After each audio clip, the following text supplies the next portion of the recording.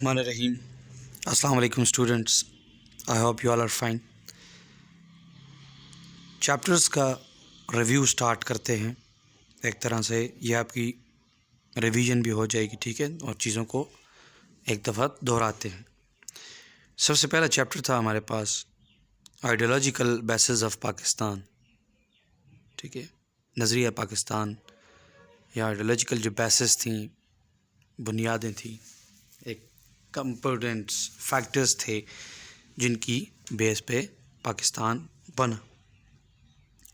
ان میں کچھ main points ہیں ہمارے پاس, جیسے کہ آئیڈیالوجی کو سمجھنا, meanings of ideology, sources of ideology, needs and significance, the foundation and components, اور اس کے علاوہ ٹو نیشن تھیوری ہے ہمارے پاس. ٹھیک ہے, پھر Muslim League and two nation theory ہے کہ مسلم لیگ کا کیا کردار تھا ٹو نیشن تھیوری میں. پھر علامہ محمد اقبال کے ویوز ہیں اس کہ وہ کیا سوچتے تھے, اور قائد اعظم محمد علی جناح, اور اس کے ساتھ ساتھ سر سید احمد خان کے ویوز تھے. ٹھیک ہے, کہ یہ لوگ نظریہ پاکستان کے بارے میں کیا سوچتے تھے. ٹھیک ہے, تو مین چیزیں کچھ ڈسکس کرتے ہیں جس سے ایک طرح سے آپ کی ریویژن بھی ہو جائے کہ ان میں ہم نے یہ چیزیں پڑھی تھیں. ٹھیک ہے, سب سے پہلے میننگ آف آئیڈیالوجی. تو آئیڈیالوجی کو سمجھنا کہ نظریہ کیا چیز ہوتی ہے. جب سب لوگ کسی ایک چیز پہ دیکھیں, آئیڈیالوجی ہوتی ہے اسٹڈی آف آئیڈیاز. تو آئیڈیاز آتے ہیں لوگوں سے. بہت سارے لوگ کلیکٹیولی جب مل بیٹھ کر کسی چیز کے بارے میں اپنا اپنا نظریہ بیان کرتے ہیں, تو وہ اگر کسی ایک بات پہ سارے کے سارے ایگری کریں تو وہ ایک سمپل آئیڈیالوجی کہلاتی ہے. ٹھیک ہے, آئیڈیا کہلاتا ہے جس پہ ورکنگ ہوتی ہے پھر. اور وہ ان آئیڈیاز کی اسٹڈی کو دیکھیں, آپ سارے کے سارے آئیڈیاز کو جب سنتے ہیں تو اٹ مینس کہ آپ اسٹڈی کر رہے ہیں, تو اس کو ہم آئیڈیالوجی نظریہ کہیں گے. ٹھیک ہے, تو وہ کسی ایک رائے پہ متفق ہو جانا پھر آئیڈیا بن جاتا ہے. اب اس کے سورسز ہو سکتے ہیں کہ وہ کون سے ایسی وجوہات ہیں, ایسے ذرائع ہیں جن کی بیس پہ ایک آئیڈیا یا آئیڈیالوجی نظریہ بنتا ہے.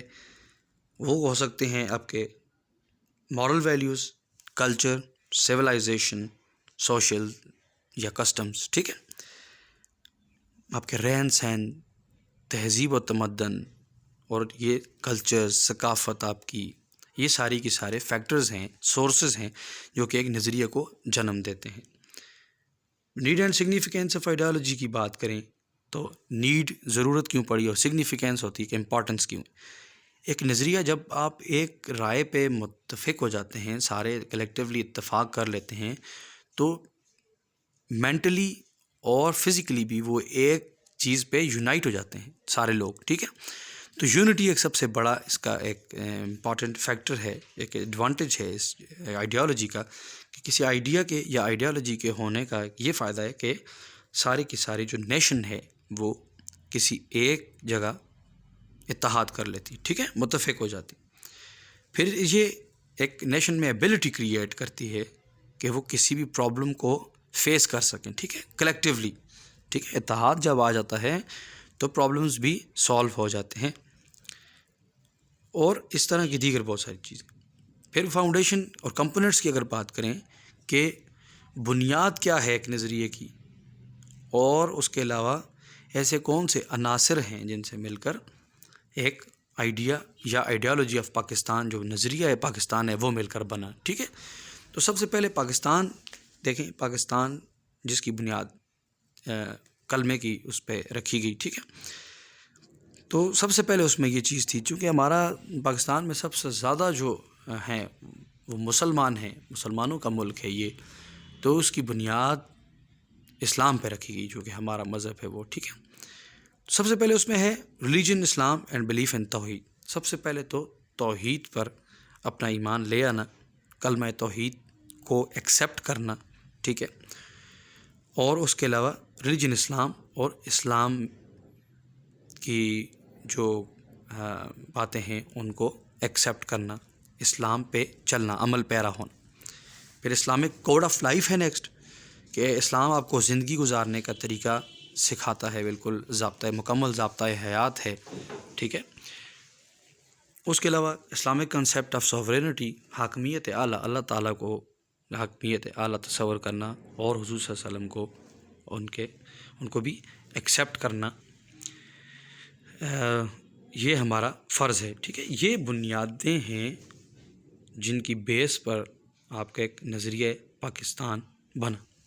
اس کے علاوہ سوشل جسٹس ہے کہ آپ لوگوں کے ساتھ معاشرتی طور پر عدل و انصاف کا معاملہ قائم کریں اور ایکویلٹی ہو، کسی کے ساتھ بے انصافی نہ ہو، بلکہ سب کو برابری کے سلوک کرنا چاہیے۔ پھر اسلامک ڈیموکریسی ہے کہ آپ جس طرح مجلس شورا ہوا کرتی تھی کہ ہر کسی کو، ایک مجلس تھی جس میں کوئی بات ڈسکس ہوتی تھی تو ہر کسی کو اپنی رائے دینے کا حق تھا۔ اسلام ہمیں یہی سکھاتا ہے کہ ڈیموکریسی جو ہے وہ ایکچولی اسلام ہی ہمیں سکھاتا ہے کہ آپ کو آزادی رائے ہے، آپ کچھ بھی کہہ سکتے ہیں، ٹھیک ہے۔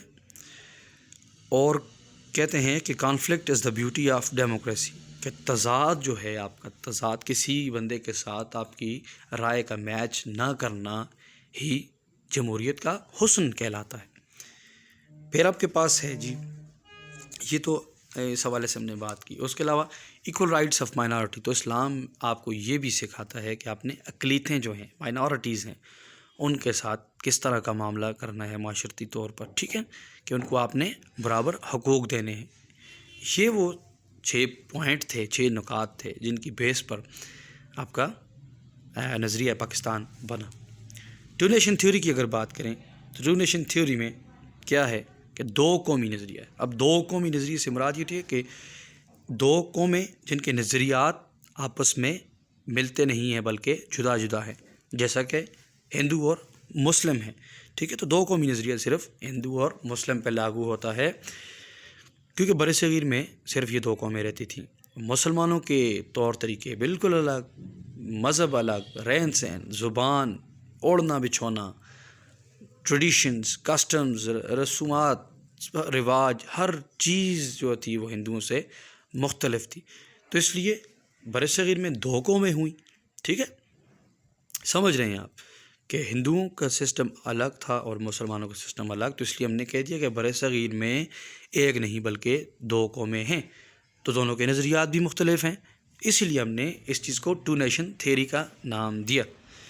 پھر مسلم لیگ اور 2 نیشن تھیوری، تو مسلم لیگ میں سب سے پہلے سر سید احمد خان، تو جو کہ سر سید احمد خان اس چیز کے حامی تھے کہ مسلمان اور ہندو ایک ساتھ رہیں، کوئی مسئلہ نہیں، ٹھیک ہے، چونکہ دیکھنے میں تو وہ انسان ہی ہیں، لیکن سب سے پہلے جو کانفلکٹ آیا، سر سید احمد خان نے اس چیز کو فیل کیا اردو تنازع میں، جب اردو لینگویج کا تنازع آیا نا، کہ ہندوستان والے کہہ رہے تھے، ہندو جو کہتے تھے ہماری لینگویج ہے، مسلمان کہتے تھے ہماری ہے، چونکہ یہ مغلیہ دور سے چلتی ہوئی آ رہی تھی اور وہیں پہ ختم بھی ہو گئی تھی، ٹھیک ہے، اس کے بعد دوسرے اسکرپٹس آ گئے تھے، تو ہندو یہ کہہ رہے تھے کہ ہماری لینگویج ہے، جبکہ مسلمان کہہ رہے تھے یہ ہماری لینگویج ہے۔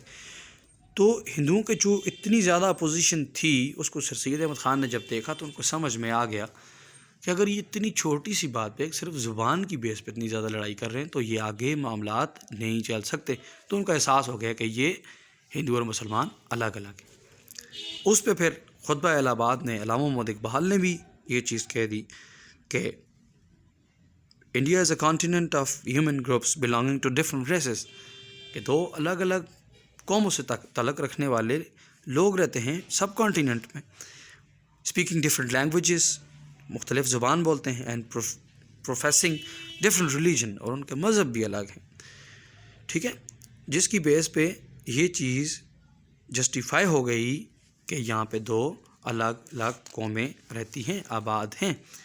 قائد اعظم محمد علی جناح نے پھر یہ کہا کہ مسلمان اور ہندو 2 الگ الگ قومیں ہیں، ٹھیک ہے، یہ کسی بھی طرح سے آپس میں ایک ساتھ ضم نہیں ہو سکتی، بلکہ ایک دوسرے کے ساتھ نہیں رہ سکتی، ٹھیک ہے۔ یہ تھنکرز تھے، مفکر تھے یہ لوگ، ان میں فکر تھی، اس بات کو سوچتے تھے کہ چھوٹی چھوٹی باتوں پہ تنازع ہے تو کل کو بڑی باتوں پہ بھی تنازع ہوگا، اور یہ ان کے ساتھ چونکہ ہندوؤں کے ساتھ رہے تھے اس لیے زیادہ سے اچھا سمجھتے تھے کہ ہندو ان کو نیچے دبا کر رکھنا چاہتے تھے، سرپریس کرنا چاہتے تھے، اور ابھرنے ہندو کبھی بھی نہ دیتے، اگرچہ ہم اپنا آزاد ملک، ایک انڈیپینڈنٹ اسٹیٹ پاکستان حاصل نہ کر سکتے۔